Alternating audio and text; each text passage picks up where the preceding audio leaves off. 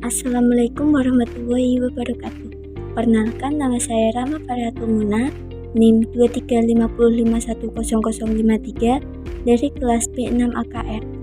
Di sini saya akan membahas praktikum audit PT Sukus pada modul 3 mengenai siklus persediaan, penggudangan, dan pembayaran utang usaha. Untuk modul 3 dapat dilihat di buku 1 halaman 77-111 dan di buku 2 halaman 43-75.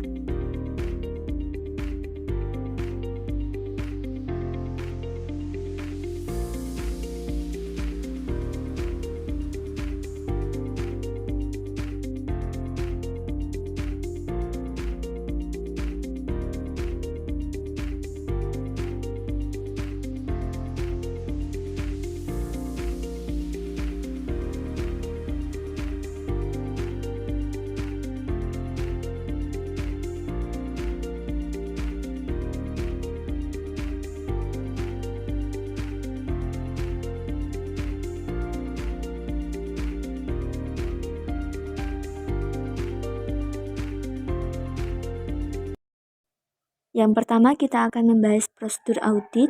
Untuk prosedur audit ini dapat dibuka di buku 2 halaman 44-47.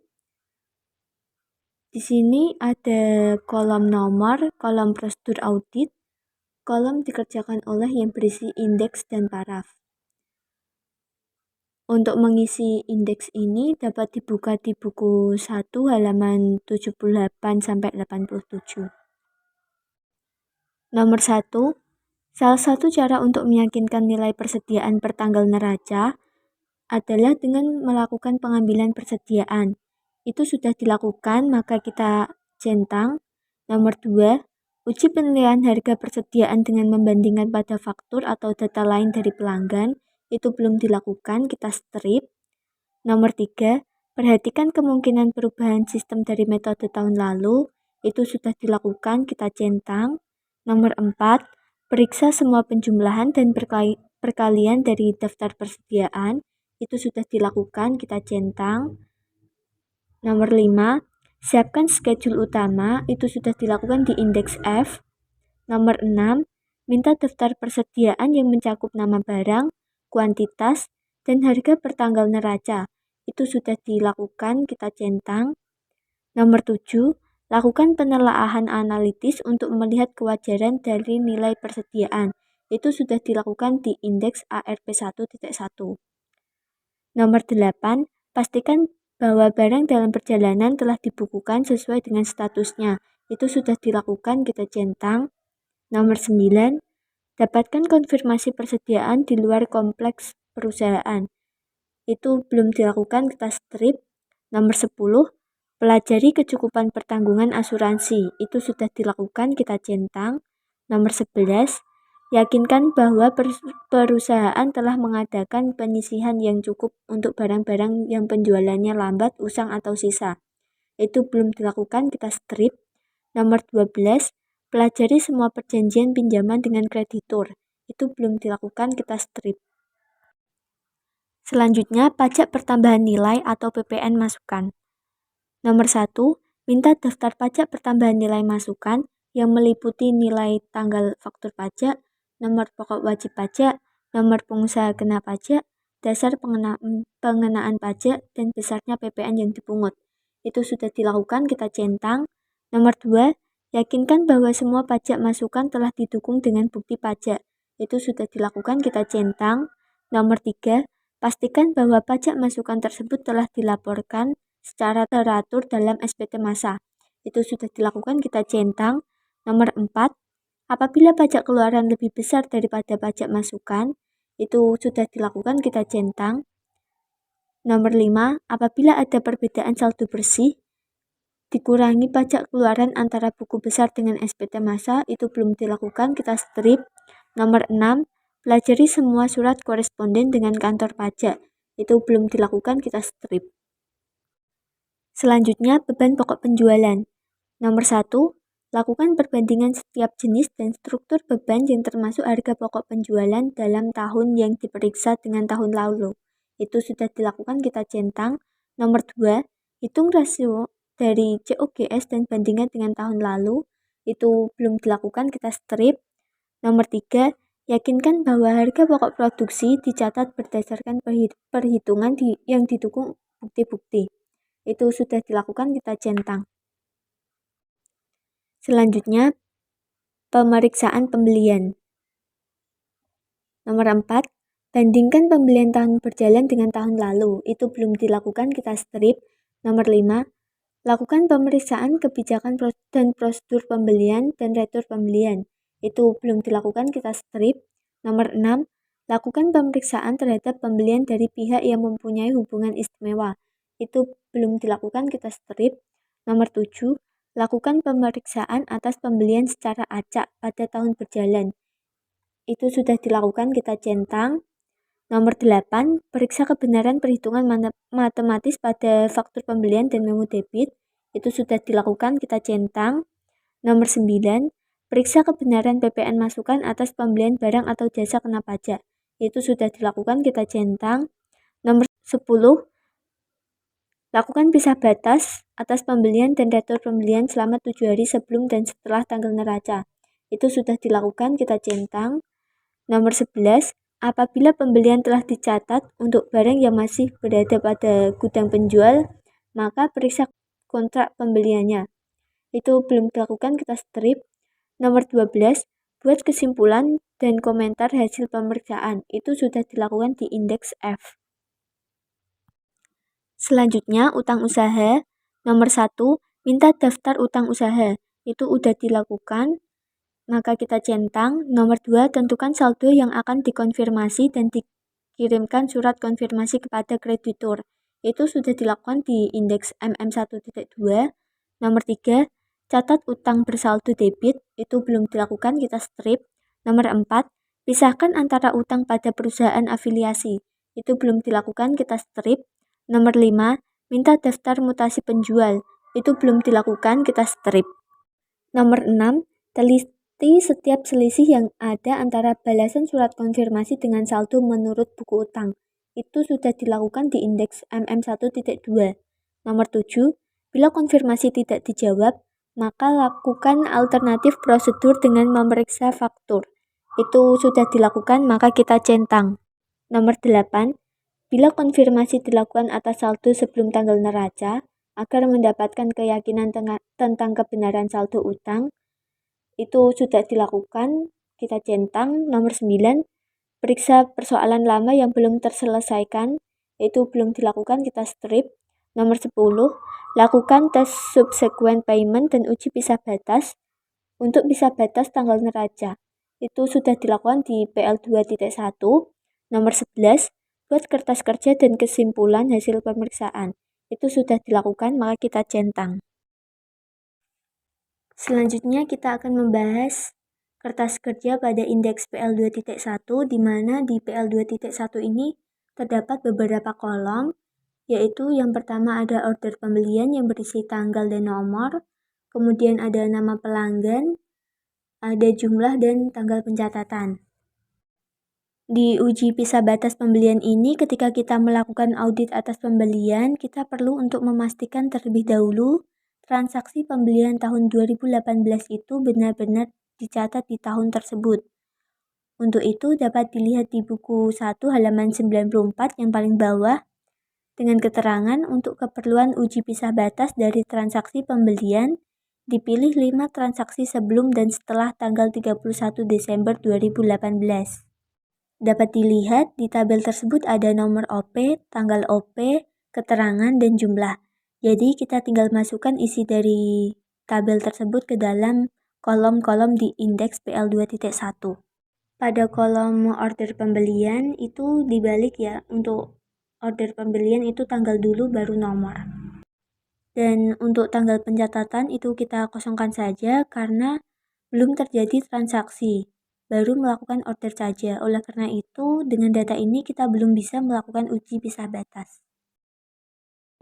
Selanjutnya kita mengerjakan indeks MM1.1, dapat dibuka di buku 2 halaman 62. Di sini terdapat beberapa kolom, yaitu kolom nomor, kolom nama pelanggan, alamat, jumlah per klien, hasil konfirmasi, perbedaan, dan kolom pengeluaran setelah tanggal neraca atau laporan posisi keuangan sampai dengan Februari 2019. Untuk mengerjakan indeks MM1.1 ini dapat dibuka di buku 1 halaman 94 yang atas dengan keterangan hasil dari konfirmasi yang dikirimkan tanggal 14 Januari 2019 memberikan jawaban sebagai berikut. Namun pada kolom hasil konfirmasi ini kita tinggal menuliskan kode-kodenya saja. Untuk kode-kodenya dapat dibuka di buku 1 halaman 11. Yang bawah itu terdapat hasil konfirmasi. Selanjutnya kita langsung saja. Yang pertama itu ada PT Andalas dengan jawaban setuju, kita isi CB. Nomor 2, PT Berkat dengan jawaban tidak setuju, kita isi RD. Kemudian di kolom perbedaannya terjadi selisih lebih sebesar 990.000 atas penerimaan piutang, di mana PT Sugus mencatat sebesar 502.557.000, sedangkan PT Berkat mencatat sebesar 501.567.000. Sehingga pada kolom perbedaan di PT Berkat kita tuliskan saja 990.000. Nomor 3, PT Caraka dengan jawaban setuju kita isi CB. Kemudian PT Delta dengan jawaban tidak setuju kita isi RD. Pada kolom perbedaan terjadi selisih kurang sebesar 8.800.000 atas pembelian bahan baku PS, di mana PT Sugus mencatat sebesar 22 juta, sedangkan PT Delta mencatat sebesar 30.800.000. Sehingga pada kolom perbedaan kita tuliskan minus 8.800.000. Selanjutnya ada PT Elang. Dengan jawaban tidak setuju kita isi RD. Dan pada kolom perbedaan terjadi selisih lebih, yaitu sebesar 2 juta atas giro yang sudah dibayarkan oleh PT Sugus namun belum dikeliringkan oleh PT Elang di akhir tahun 2018. Sehingga pada kolom perbedaannya kita tuliskan 2 juta. Kemudian pada PT Fitra sampai PT Indah, semua jawabannya setuju, jadi kita isi CB semua. Kemudian jumlah pada kolom perbedaan sebesar minus 5.810.000. Selanjutnya kita ke kolom pengeluaran setelah tanggal neraca atau laporan posisi keuangan sampai dengan Februari 2019. Untuk mengisi kolom ini dapat dilihat di buku 1 halaman 94 di bawah kolom hasil dari konfirmasi. Di situ terdapat hasil pemeriksaan terhadap pembayaran kas setelah tanggal neraca sampai dengan tanggal 28 Februari 2019, yaitu pembayaran ke pemasok, di mana PT Delta sebesar 30.800.000 dan PT Berkat sebesar 501.567.000.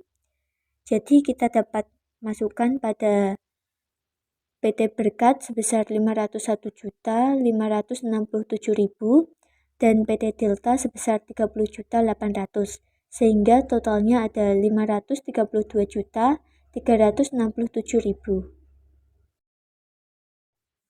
Selanjutnya kita ke indeks MM1.2, di mana di indeks ini terdapat beberapa kolom, yaitu kolom keterangan, jumlah konfirmasi, jumlah rupiah, presentase tahun berjalan, dan presentase tahun lalu. Untuk mengisi kolom-kolom yang ada di MM1.2 ini, kita lihat di kolom sebelumnya, yaitu di indeks MM1.1. Yang pertama kita mengerjakan jumlah konfirmasinya. Itu ada 9 supplier atau pemasok. Kemudian untuk selisih dengan pembukuan, itu ada 3 klien, yaitu PT Delta, PT Berkat, dan PT Elang. Kemudian untuk total yang dikirim dan total utang usaha ada 9 pemasok juga. Selanjutnya pada kolom jumlah, yang pertama ada saldo menurut konfirmasi, itu didapat dari total keseluruhan yaitu 1.269.116.100 rupiah. Kemudian hasil konfirmasi itu ada 1.274.926.100 rupiah. Untuk hasil konfirmasi ini diperoleh dari saldo secara keseluruhan yang ada di kolom per klien ditambahkan dengan saldo yang ada di jumlah perbedaan. Kemudian nomor 3 ada selisih dengan pembukuan klien itu sebesar minus 5.810.000. Terus ada total yang dikirim dan total utang usaha itu 1.269.116.100 rupiah. Untuk total utang usaha tahun 2017 ini sebesar 1.068.203.500 rupiah diperoleh di buku 1 halaman 15 di neraca saldo. Selanjutnya untuk kolom presentase tahun berjalan, untuk rumusnya itu jumlah rupiah ini dibagi dengan total utang usaha tahun 2018.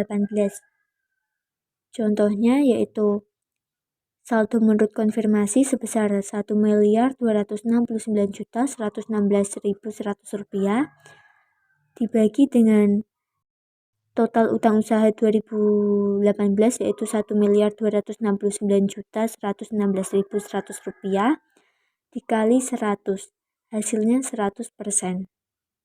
Begitu pula untuk jumlah yang ke bawah itu kita samakan saja rumusnya untuk tahun berjalan.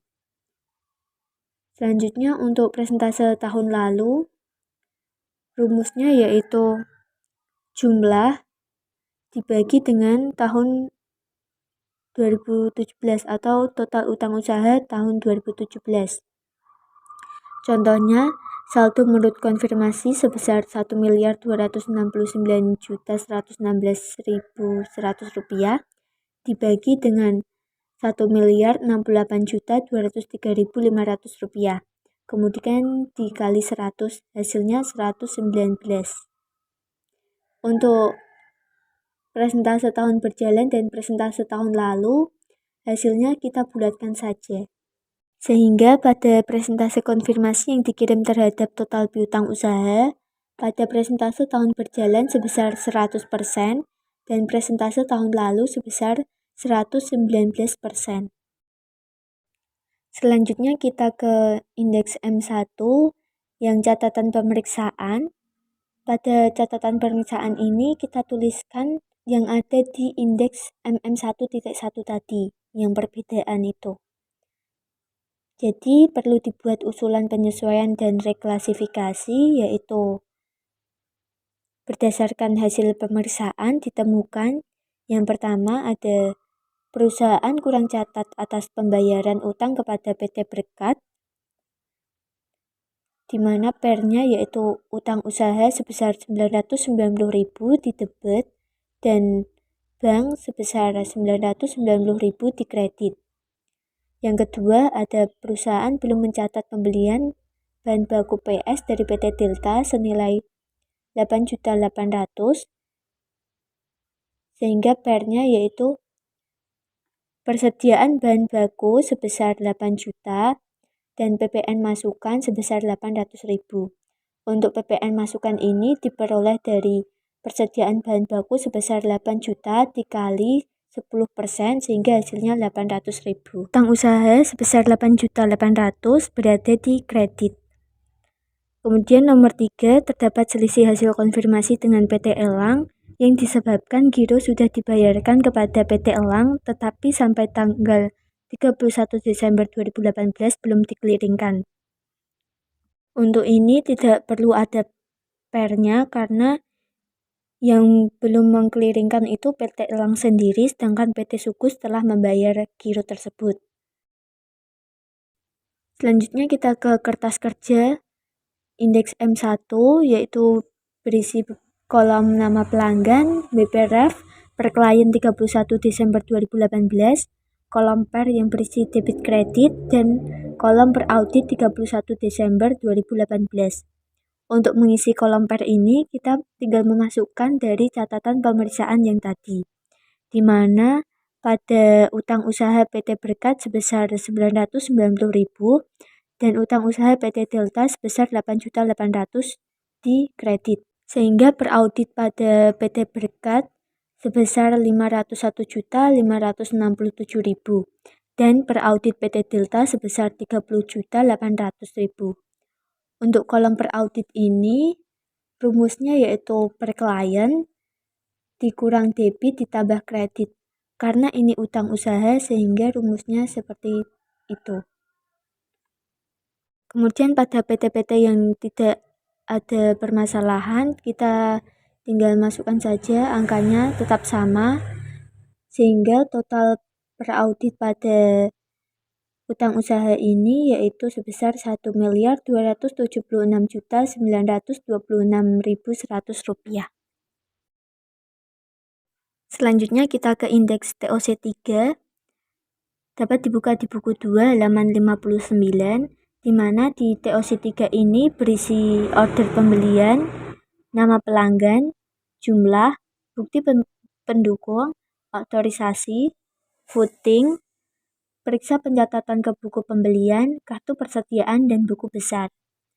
Yang pertama, kita perlu mengisi order pembelian, nama pelanggan, dan jumlah. Untuk mengisi ketiga kolom tersebut, dapat dibuka di buku 1 halaman 94 yang bawah, seperti pada yang tadi di indeks PL2.1.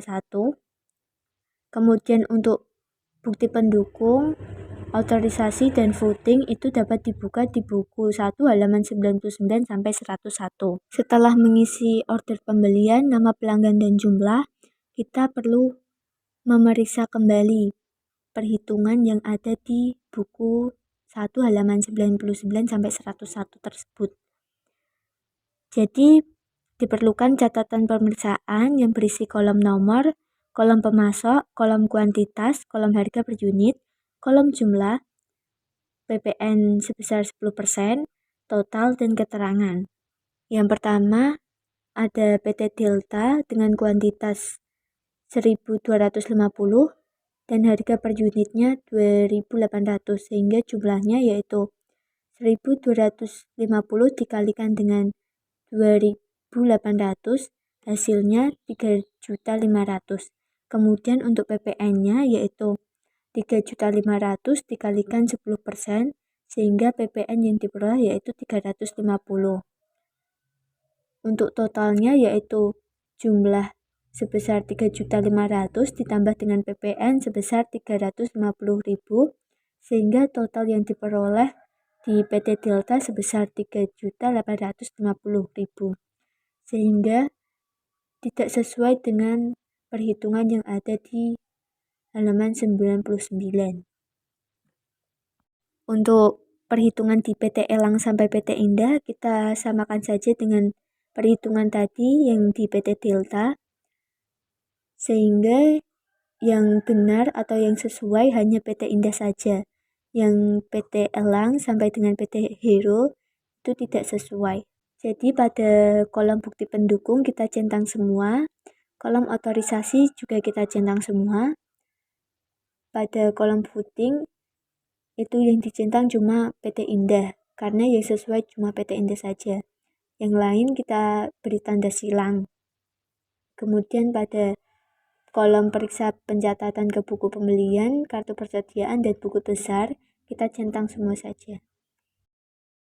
Selanjutnya kita ke indeks FF1, dapat dibuka di buku 2 halaman 58, di mana di FF1 ini terdapat beberapa kolom, yaitu kolom deskripsi, kolom unit, kolom jumlah yang berisi fisik, kartu, dan perbedaan, serta kolom keterangan. Untuk mengisi kolom-kolom di indeks FF1 ini dapat dibuka di buku 1 halaman 90 dengan keterangan hasil perhitungan fisik persediaan PT Sukus adalah sebagai berikut. Untuk kolom fisik dan kartu kita sesuaikan saja dengan tabel seperti halaman 90 ini. Kemudian untuk mengisi keterangan dapat dilihat di buku 1 halaman 91 dengan keterangan selisih yang terjadi dalam perhitungan fisik persediaan dicari penyebabnya oleh Anda bersama-sama dengan saudari Olivia dan Bapak Utomo. Namun pada kolom PS ini terdapat revisi jumlah fisik yang awalnya 2350 menjadi 2850 dan Rukovin SP 1000. Terdapat revisi juga yang awalnya 28.854 menjadi 27.854. Untuk kolom perbedaan, yang pertama ada polivinil sebesar 90 kilo dikarenakan barang tersebut dicuri. Kemudian ada PS sebesar minus 500 kilo karena belum dicatat. Selanjutnya ada karton box sebesar 10.000 karena terendam banjir. Kemudian ada Rukovin SP 500 sebesar 2.000 kilo karena barang dititipkan. Dan terakhir ada Rukovin SP 1000 sebesar 1000 kilo karena sebagai sampel untuk promosi.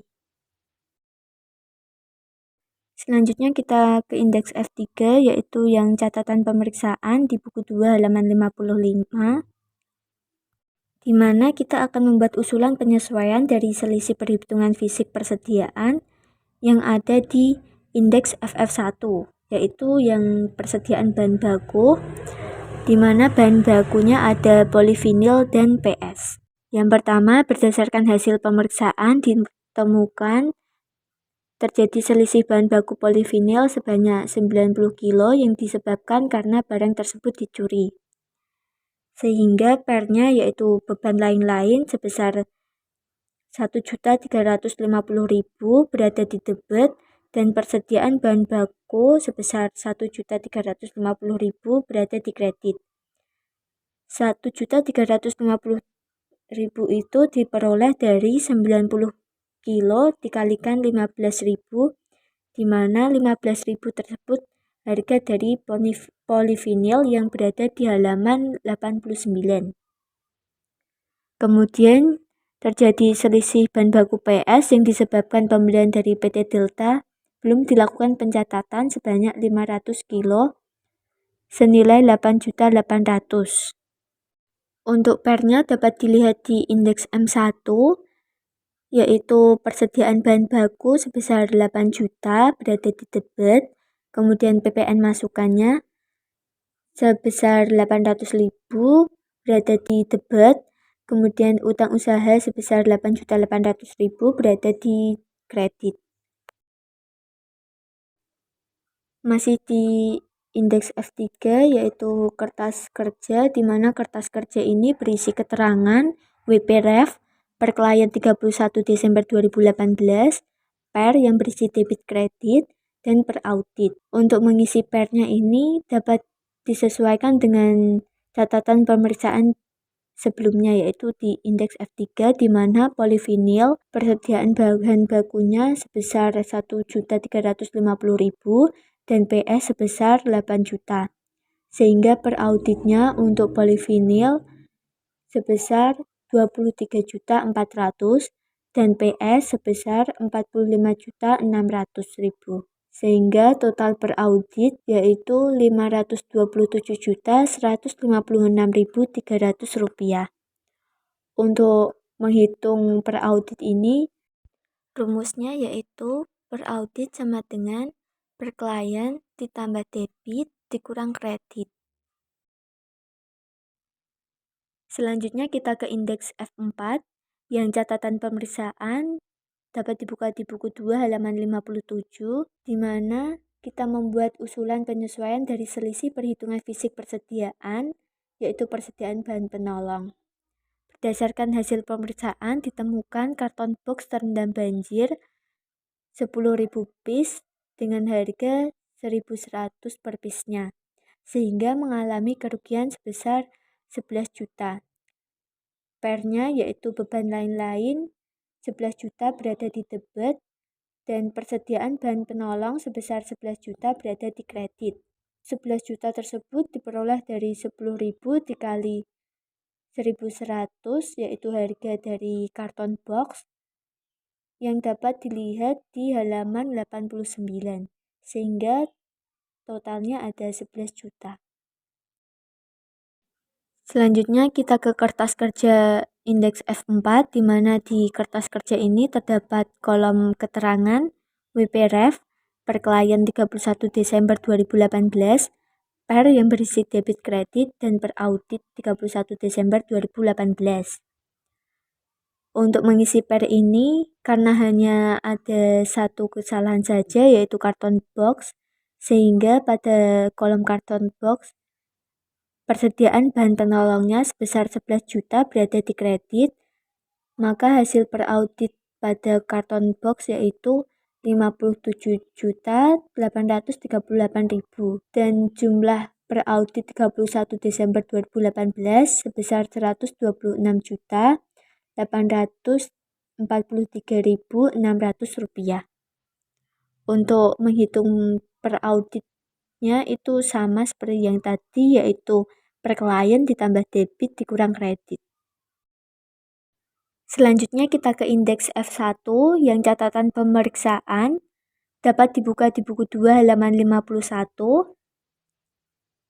Kita membuat usulan penyesuaian dari selisih perhitungan fisik persediaan mengenai persediaan barang jadi. Maka berdasarkan hasil pemeriksaan ditemukan terjadi selisih barang jadi Rukofin SP500 sebanyak 2.000 kg disebabkan karena barang tersebut dikonfirmasikan ke PT Unicorn. Pada asumsi ini tidak perlu ada PER karena dalam konsinyasi terdapat dua metode, yaitu metode terpisah dan tidak terpisah.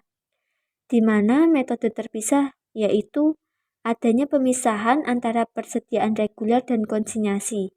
Sedangkan metode tidak terpisah yaitu tidak ada pemisahan antara persediaan reguler dan konsinyasi. Jadi pada asumsi tersebut menggunakan metode konsinyasi tidak terpisah, sehingga tidak perlu ada PER. Kemudian pengeluaran 1.000 kg Rukofin SP1000 untuk promosi belum dilakukan pencatatan. Maka PER-nya yaitu beban promosi sebesar 15.910.000 berada di debit dan persediaan barang jadi sebesar 15.910.000 berada di kredit. 15.910.000 diperoleh dari 1.000 kg dikalikan dengan 15.910, yaitu harga dari Rukofin SP1000 yang dapat dilihat di halaman 90 di buku 1. Selanjutnya masih di indeks F1, kita ke kertas kerjanya, di mana di kertas kerja ini terdapat keterangan WPREF per klien 31 Desember 2018, per yang berisi debit kredit, dan per audit 31 Desember 2018. Karena di catatan pemeriksaan tadi hanya ada satu masalah, yaitu di Rukofin SP1000. Jadi persediaan barang jadi pada Rukofin SP1000 sebesar 15.910.000 di kredit, sehingga per audit pada Rukofin SP1000 sebesar 443.157.140 rupiah. Untuk jumlah per audit 31 Desember 2018 sebesar 1.762.171.000. Untuk menghitung per auditnya masih sama seperti yang sebelum-sebelumnya, yaitu per klien ditambah debit dikurang kredit. Selanjutnya kita ke indeks F2 yang catatan pemeriksaan dapat dibuka di buku 2 halaman 53.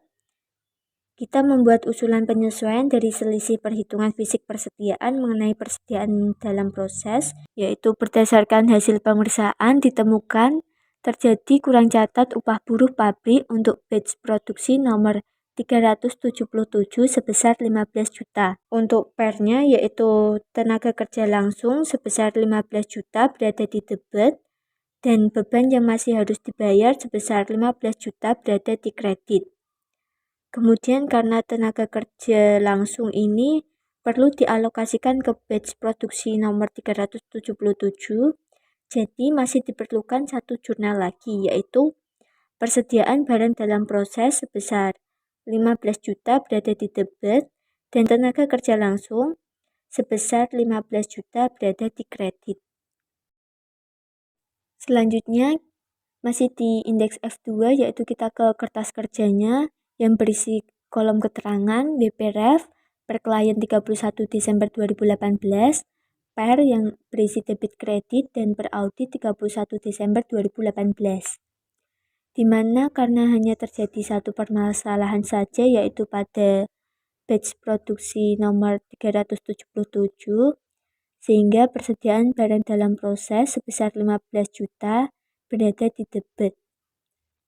Dan per audit pada nomor 377 sebesar 142.791.900 rupiah.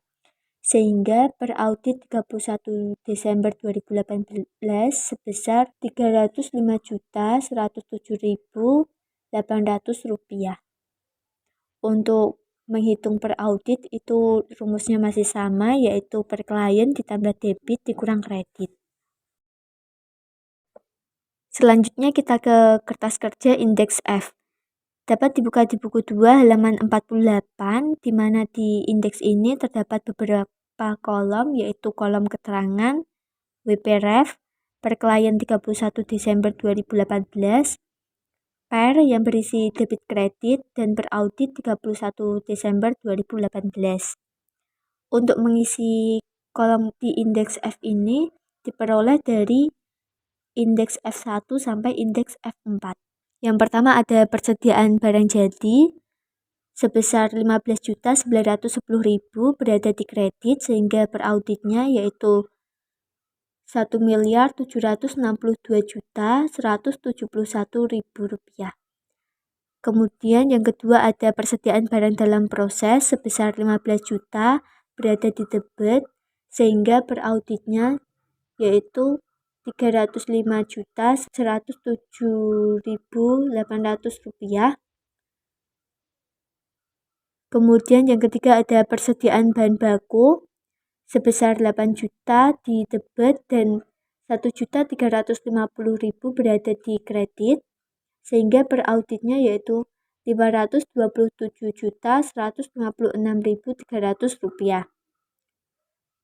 Yang keempat ada persediaan bahan penolong sebesar 11 juta berada di kredit, sehingga per auditnya yaitu 126.843.600 rupiah. Sehingga diperoleh pada kolom per di debit sebesar 23 juta dan kolom kredit sebesar 28.260.000 dan per auditnya sebesar 2.721.278.700 rupiah. Untuk menghitung per auditnya masih sama, yaitu per klien ditambah debit dikurang kredit. Selanjutnya kita ke indeks PL2.